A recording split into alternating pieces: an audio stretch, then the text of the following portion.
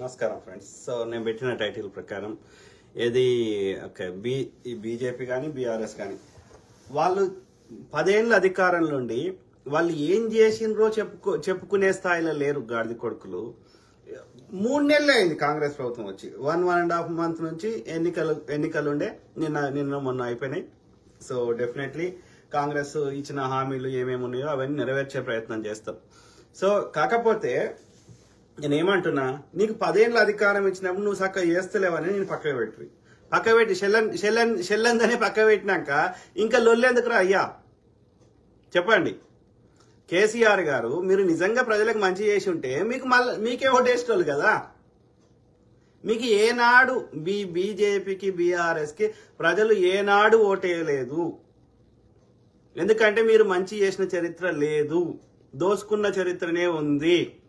మీరు ఎప్పుడు గెలవాలన్నా సెంటిమెంట్ రెచ్చగొట్టాలి. వాడేమో హిందూ ముస్లిం అంటాడు ప్రతిదాన్ని, నువ్వేమో తెలంగాణ ఆంధ్ర అన్నావు.